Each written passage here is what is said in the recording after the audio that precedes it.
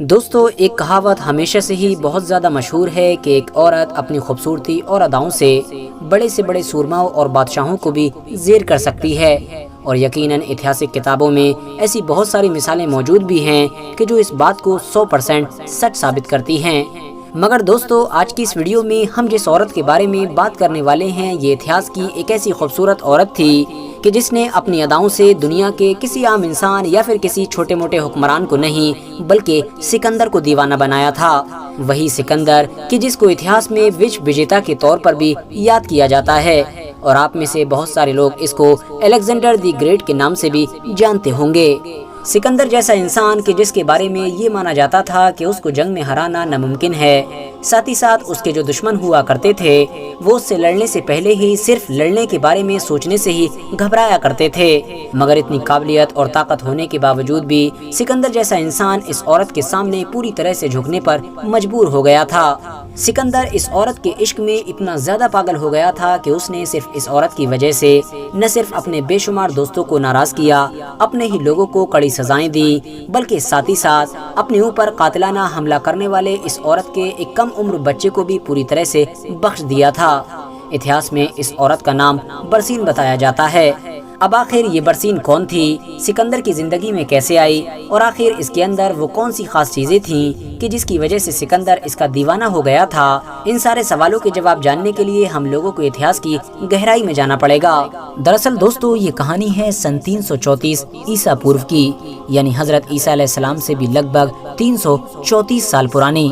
آپ کو بتاتے چلیں کہ جون کا مہینہ شروع ہو چکا تھا، اور اس سال فارس کے علاقے میں پڑنے والی گرمی اتنی زیادہ خطرناک تھی کہ پچھلے کئی سالوں کے ریکارڈ توڑ چکی تھی۔ یہی وجہ تھی کہ اس علاقے کی زیادہ تر چیزیں اب آگ کے شعلوں میں بدل چکی تھیں۔ مگر بدقسمتی کی بات یہ تھی کہ اس علاقے میں رہنے والے لوگ اس خطرناک گرمی سے پریشان ہونے کی بجائے اس طوفان سے پریشان تھے کہ جو طوفان صرف 20 دن پہلے ہی ان کے آس پاس کے علاقوں میں اپنا قدم رکھ چکا تھا، اور اس طوفان کا نام تھا سکندر، یعنی جس کو الیگزینڈر دی گریٹ کے نام سے بھی جانا جاتا ہے۔ یونان کا ایک ایسا کم عمر شہزادہ کہ جو لگ بھگ اپنی 40,000 کی فوج لے کر پوری دنیا کو فتح کرنے کے ارادے سے نکلا ہوا تھا۔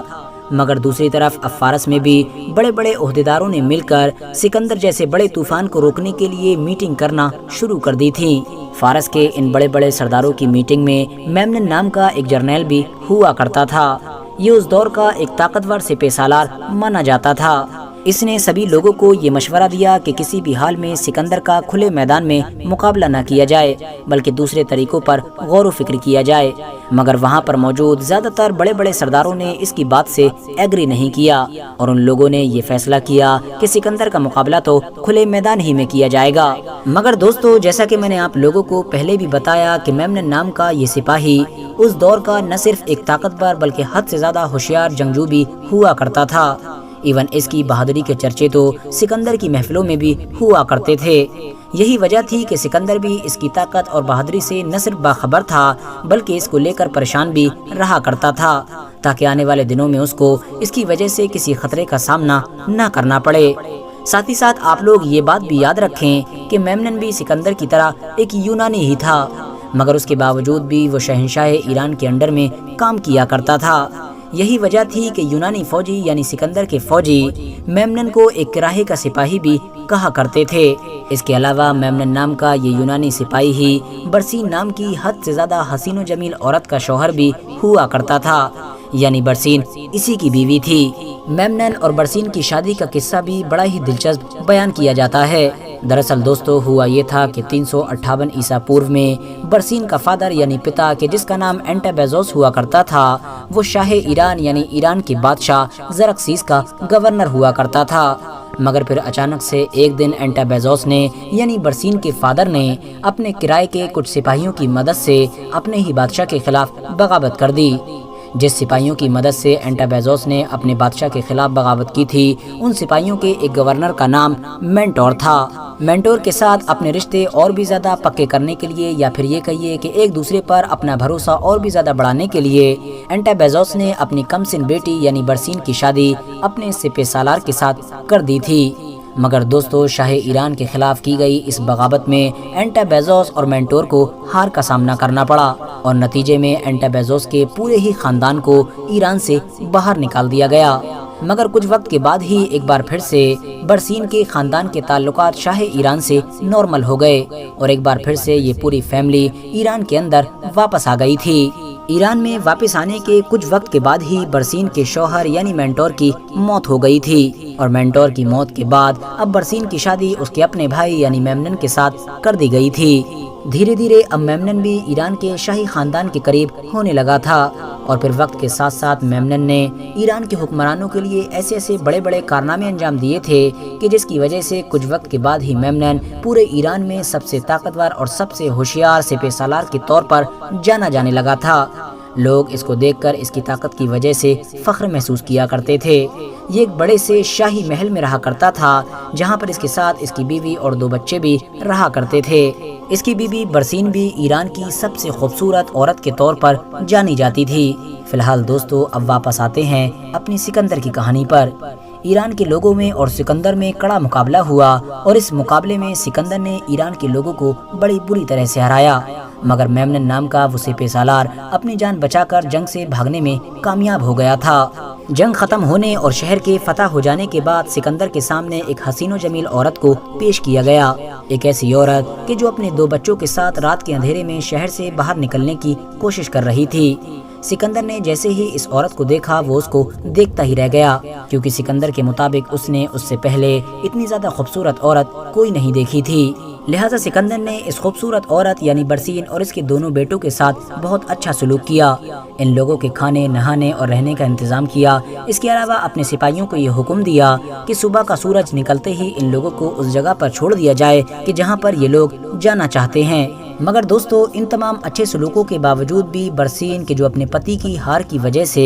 بدلے کی آگ میں بری طرح سے جل رہی تھی، وہ رات کے اندھیرے میں سکندر کے خیمے میں ایک چاقو لے کر داخل ہوئی۔ وہ چاہتی تھی کہ کسی طرح سے سکندر کو قتل کر دے، مگر سکندر جیسا انسان کہ جو حد سے زیادہ طاقتور اور ہوشیار ہوا کرتا تھا، اس نے برسین کو لگے ہاتھوں پکڑ لیا۔ اب ظاہر ہے سکندر جیسے انسان کی قتل کی کوشش کی سزا صرف اور صرف موت ہی تھی، مگر چاہتے ہوئے بھی سکندر اس کی موت کا فرمان جاری نہ کر سکا۔ مگر ہاں اس پورے حادثے کی وجہ سے اب سکندر یہ بات جان چکا تھا کہ برسین کوئی عام عورت نہیں بلکہ مشہور جنگجو یعنی میمنن کی بیوی ہے۔ مگر پھر بھی سکندر نے برسین کو اس کے دونوں بیٹوں کے ساتھ بحفاظت اسور شہر کی طرف شاہ ایران کے پاس روانہ کر دیا، مگر ساتھ ہی برسین سے یہ وعدہ بھی کیا کہ وہ بہت جلد ہی اس کے شوہر سے سامنا کرے گا اور اکیلے اس سے لڑ کر نہ صرف اس کو ہرائے گا بلکہ اس کو قتل بھی کرے گا، اور اس کے بعد تمہارے اوپر صرف اور صرف میرا حق ہوگا۔ دوسری طرف میمنن بھی اپنی فوج کو ایک بار پھر سے اکٹھا کرنے میں کامیاب ہو گیا تھا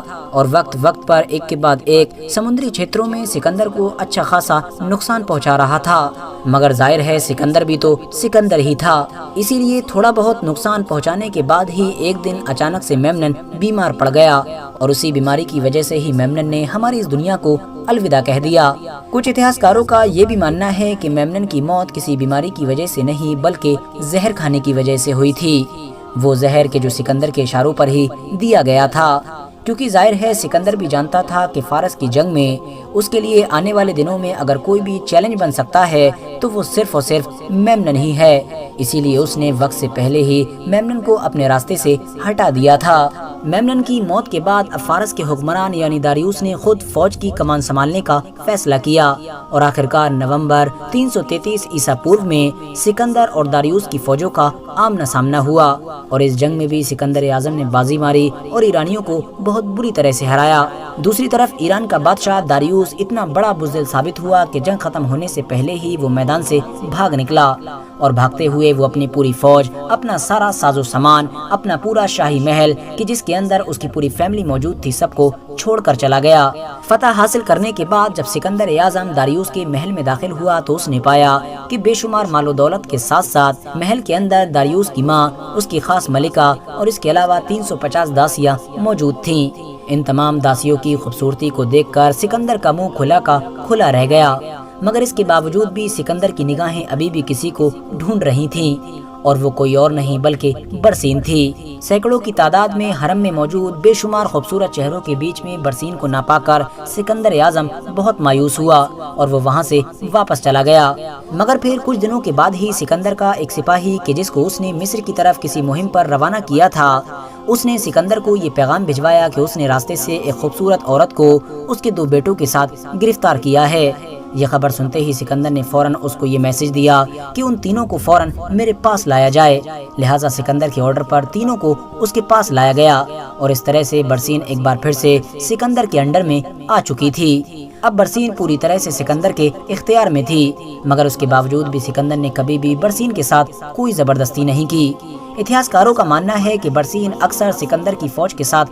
چلا کرتی تھی اور پھر دھیرے دھیرے وقت گزرا اور برسین بھی سکندر سے محبت کرنے لگی تھی۔ برسین وہ پہلی عورت تھی کہ جس کے ساتھ الیگزینڈر دی گریٹ کو عشق ہوا تھا۔ سکندر کا زیادہ تر وقت برسین کے ساتھ ہی گزرا کرتا تھا۔ ایون فوج کو الگ الگ طرح کے آرڈر بھی برسین کے خیمے سے ہی دیے جاتے تھے۔ ایک بار کی بات ہے کہ جب برسین اور سکندر رات کے اندھیرے میں اپنے خیمے کے اندر لیٹے ہوئے تھے تو اچانک سے برسین اور میمنن کا ایک بیٹا کہ جس کی عمر لگ بھگ 15 سال تھی، اس نے ایک چاقو کے ذریعے سے سکندر کے اوپر حملہ کیا، کیونکہ وہ اپنے باپ کی موت کو ابھی تک نہیں بھول پایا تھا۔ مگر ظاہر ہے دوسری طرف بھی سکندر اعظم تھا۔ سکندر نے نہ صرف فوراً اپنی ہوشیاری کے بلبوتے پر اس کے وار کو کنٹرول کیا بلکہ سیکنڈز کے اندر اس کو دبوچ بھی لیا۔ اب قریب تھا کہ اس کے سپاہی فوراً اس کو پھانسی کے پھندے پر چڑھاتے، مگر برسین کی آنکھوں سے نکلے ہوئے آنسوؤں نے سکندر کو ایسا نہ کرنے دیا۔ برسین کی محبت کا ہی نتیجہ تھا کہ سکندر نے نہ صرف اس کو بخش دیا بلکہ ایک گھوڑا اور تلوار دے کر اس کو اس کے نانا کی طرف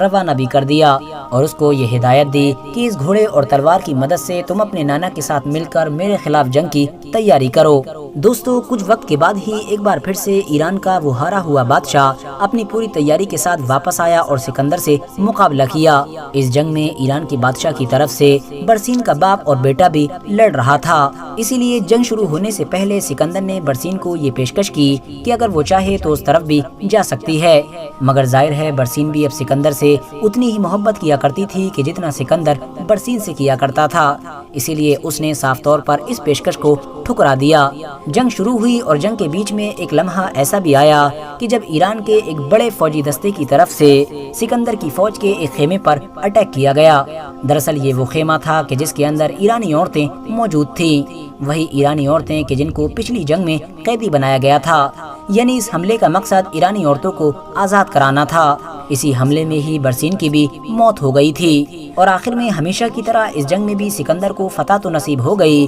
مگر وہ اس جنگ میں اپنی سب سے پیاری چیز یعنی برسین کو کھو چکا تھا۔ جنگ ختم ہونے کے بعد سکندر کے فوجی ایران کے دوسرے فوجیوں کی طرح برسین کے فادر کو بھی قیدی بنا کر لائے۔ یہ دیکھ کر سکندر نے فوراً اس کو آزاد کر دیا اور اس کو یہ اجازت دی کہ برسین کی آخری رسموں کو فارسی رسم و رواج کے مطابق پورا کیا جائے۔ اسی لیے اب برسین کی لاش کو ایک پتھروں کے چبوترے پر کہ جس کو فارسی لوگوں کی طرف سے مینار خاموش بولا جاتا تھا اس پر رکھ دیا گیا